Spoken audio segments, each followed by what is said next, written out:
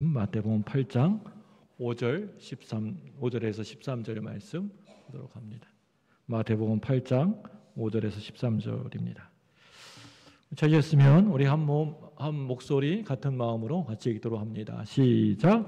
예수께서 가버나움에 들어가시니 한 백부장이 나와 간구하여 이르되 주여 내 하인이 중풍병으로 집에 누워 몹시 괴로워하나이다. 이르시되 내가 가서 고쳐주리라. 백부장이 대답하여 이르되 주여 내 집에 들어오심을 나는 감당하지 못하겠사오니 다만 말씀으로만 하옵소서. 그러면 내 하인이 낫겠사옵나이다.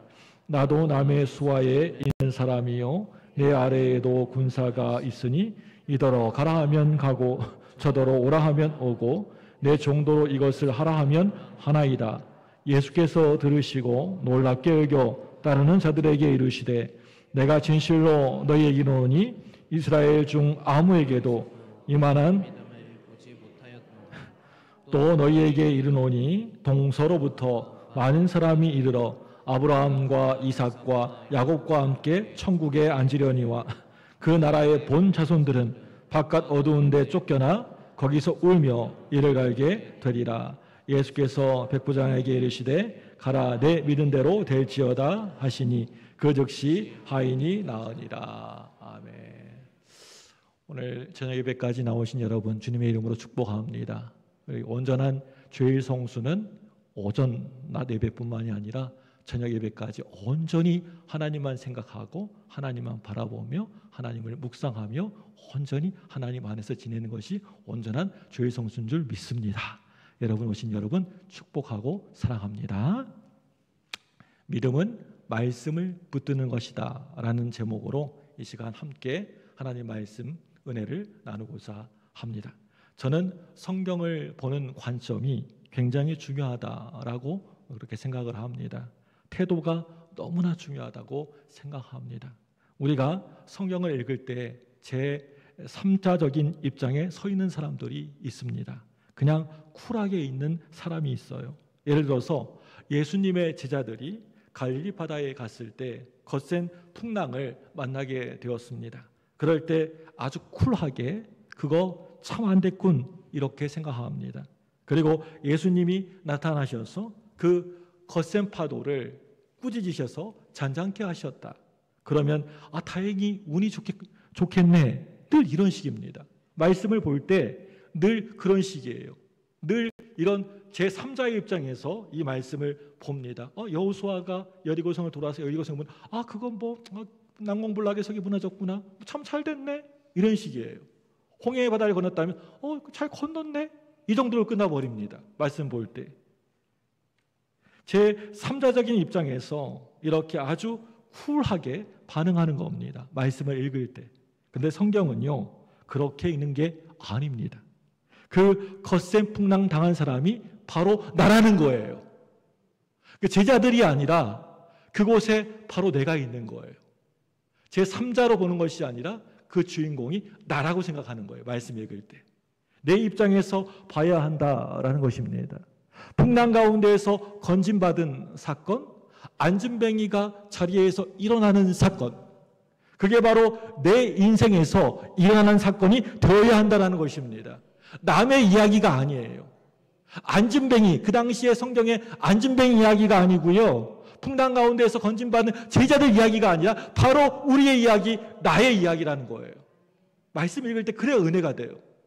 성경을 볼 때 말씀 따로, 그 당시 기적 따로가 아니고 말씀과 기적은 하나로 연결된 내용이라는 것을 아는 게 그게 중요합니다.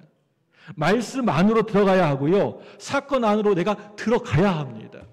그래서 우리가 하나님 말씀 읽을 때에는 그 말씀을 평가하는 자세가 아니고 여호수아가 참 잘했네? 모세가 참 잘했네? 요셉이 잘했구먼. 그런 평가하는 자세가 아니고 묵상하는 자세로 내게도 이것이 임하길 원합니다 라는 태도로 읽는 것이 그게 바른 태도라고 생각합니다. 오늘 본문 말씀에 나오는 백부장의 이 믿음을 보게 되면 예수님은 그 백부장의 믿음을 보시고 감격하셨어요. 아니 이렇게 어떻게 이런 믿음이 다 있니? 라고 하시면서 깜짝 놀라셨어요. 백부장의 태도가 그랬습니다. 우리 인생 가운데에서도 이런 오늘 말씀의 이 백부장의 이 믿음 같은 이 믿음이 있다면 그것은 위대한 믿음이라고 부릅니다. 이런 위대한 믿음이 있으면 그 인생이 완전 달라집니다. 어떤 조건이나 환경 때문이 아니에요. 영광스럽게 되고 능력이 생기고 그 인생이 정말 가치가 있어진다라는 것입니다. 여러분, 그렇기 때문에 다른 스펙 쌓으려고 하지 마시고, 여러분 예수 믿고 신앙생활하면서 그 어떤 이렇게 다른 스펙을 쌓으려고 하지 마시고, 신앙의 스펙을, 믿음의 스펙을 여러분 쌓으시기 바랍니다. 이게 중요해요. 우리 신앙의 믿음의 이력에서 이 믿음의 스펙을 쌓는 거. 내가 살아가면서 믿음 하나 붙들면 그 인생이 완전히 바뀌게 되는 것입니다. 그러니 우리가 어떤 조건에 있든지 간에 믿음을 꼭 붙들어서 승리하는 사람 되시기를 바랍니다. 사실 오늘 이 백부장은요, 아무리 봐도 믿음이 절대 생길 수 있는 사람이 아니었습니다. 이 백부장의 조합은요, 최악의 조합이었습니다.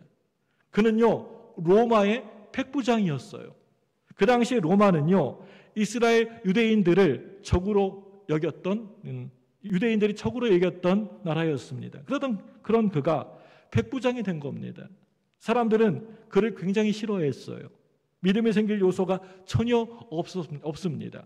그 당시에 로마 군인들에게는 부여권이라는 것이 있었습니다. 그냥 길 지나가는 사람에게 그냥 아무나 붙잡고, 야, 여기 와봐. 여기 짐 있는데 짐 좀 들어. 짐 좀 옮겨. 라고 하면 옮겨야 했어요.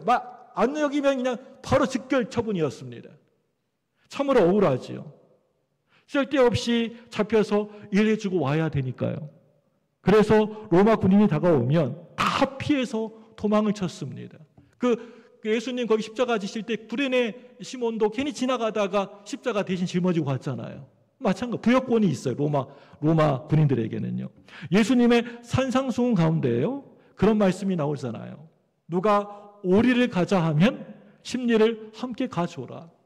이 말씀은요, 로마 군인이 지나가고 있는 나에게 억지로 이리 오라고 해가지고 부역을 시킨다는 얘기입니다. 그런데 그 참 억울하잖아요. 참 억울하지만 오리만 가지 말고 그냥 더 해줘라, 더 가져오라, 십리까지 더 가져오라, 그 말이에요. 그게 예수님의 마음이라는 것입니다.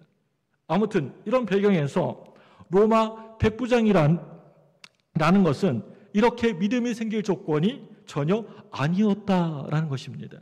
그리고 게다가 그는 이스라엘 유대인이었습니까? 이방인이었습니다.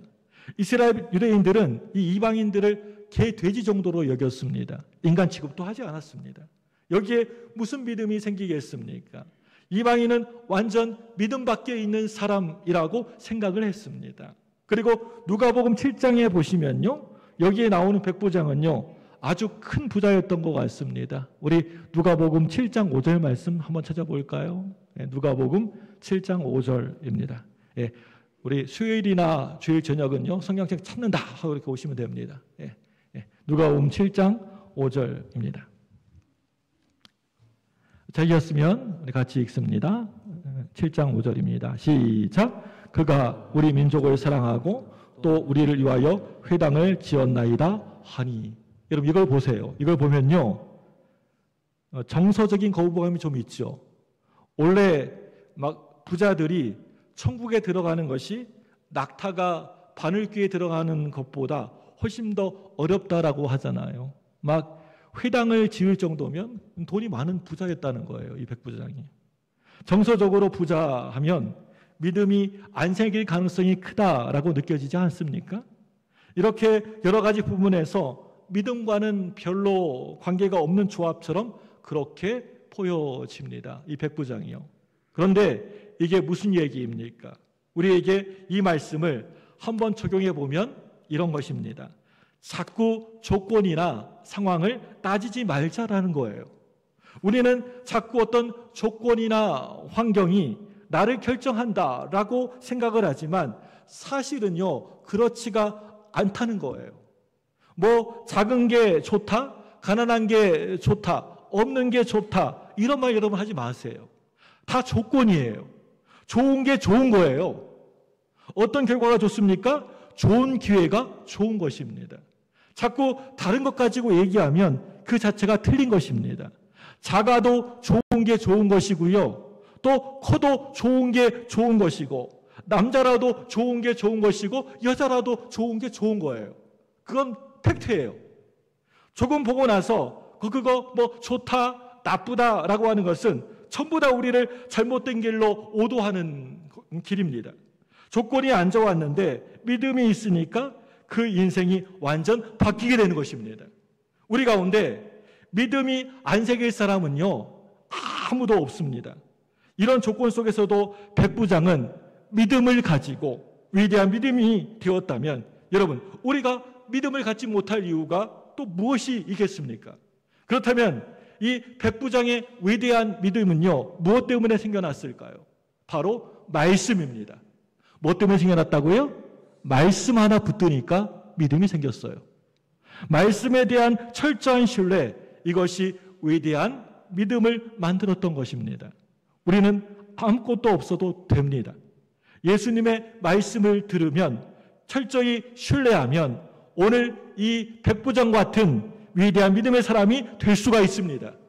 정말 중요한 것은요, 내가 이 말씀을 신뢰하는 것입니다.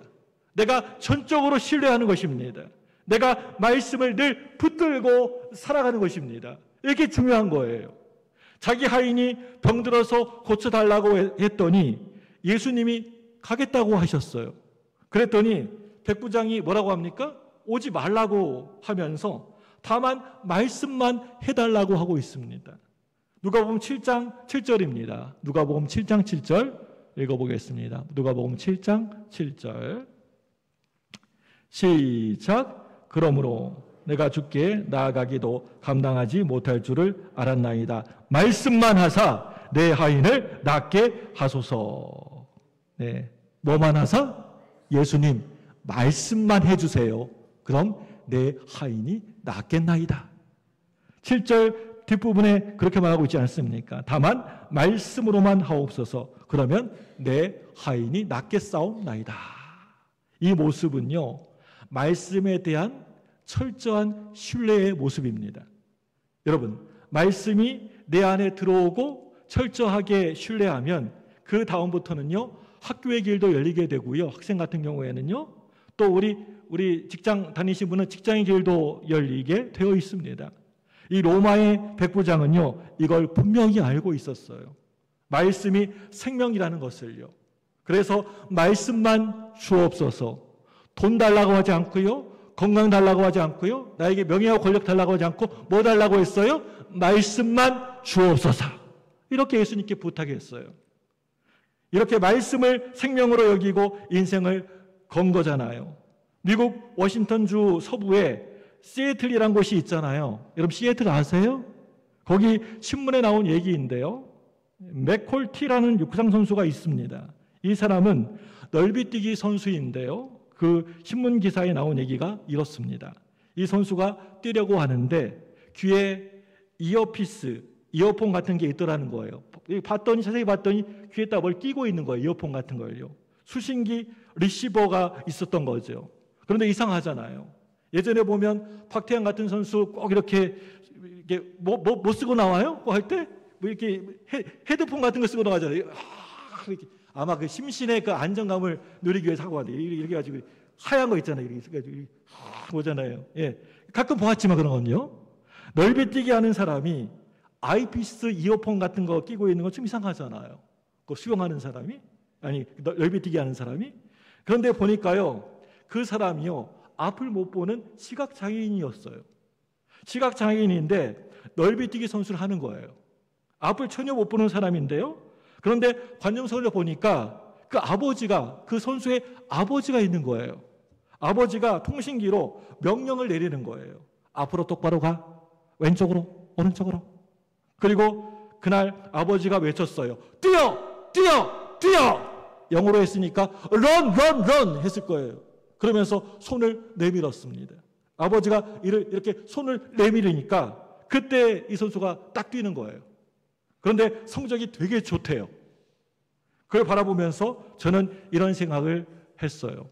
감동이었어요. 정말 감동을 받았어요. 야, 그래, 저게 믿음의 힘이구나. 여러분, 앞이 안 보이는 사람은요, 우리 같으면 막대기 짚고 다니잖아요. 그렇지 않습니까? 그런데 그런 맹인이 뛸 수 있는 건 뭐예요? 말씀에 대한 믿음이에요. 아버지가 뒤에 있었거든요. 아버지가 그 이어폰에 그 리시버에다가 수신을 하고 말을 한 거거든요. 아버지를 100% 확실하게 신뢰하고 믿으니까 그 아버지가 뛰어 런 하니까 막 뛰는 거예요. 안 보이니까 그냥 그 말만 듣고 뛰는 거예요. 여러분, 아버지가 속일까요? 친아버지가 속일까요? 벼랑에서 뛰게 할까요? 그럼 못 뛰어요. 아버지를 철저하게 의심 없이 믿는 것, 이건 100% 드리는 거예요. 온전히 드리는 거예요. 아버지가 말하는 건 목표를 향해서 무조건 뛰라고 하는 거예요. 안전하다라는 거예요. 안전하니 뛰라는 거예요. 여러분, 이렇게 말씀을 붙들고 말씀을 가지고 있는 사람들은요, 온전히 믿고 맡기고 전포할 수 있는 인생이라는 것입니다. 그렇기 때문에 우리 인생이 이렇게 무력하게 살면 안 되는 거예요. 늘 맨날 비실비실 축 쳐다가지고 그렇게 살면 안 되는 거예요. 우리 믿는 사람들이. 우리가 예수님 말씀에 아멘하고 순종하면요, 예수님이 우리에게 위임하신 그 모든 권위가 우리 삶 가운데 임하게 될 줄로 믿습니다. 우리가 힘 빠지게 사는 이유, 무력한 이유가 여러분 뭔지 아세요? 우리가 힘없는 이유가 여러분 뭔지 아세요? 예수님 말씀을 잘 믿지 않으니까 살아가면서 그렇게 무기력하고 힘이 없이 사는 거예요. 우리 정말 아버지를 믿으면 우리가 그렇게 살 수 없어요. 무기력하게 힘없게 살 수가 없어요. 아버지가 없다고 생각하기 때문에 그렇게 사는 거예요. 우리가 오늘 이 백부장처럼 위대한 믿음을 가지려면 늘 언제나 말씀에 대한 전적인 신뢰가 있어야 합니다. 네, 그렇습니다. 나는 말씀만 붙들겠습니다. 나는 말씀만 바라보고 살겠습니다. 그럴 때 위대한 믿음이 된다라는 거예요. 사랑하는 여러분들, 말씀을 붙들고 우리 이웃을 붙들 수 있는 그런 위대한 믿음의 종들 되시기를 주님의 이름으로 간절히 소망합니다. 이 시간에 통성으로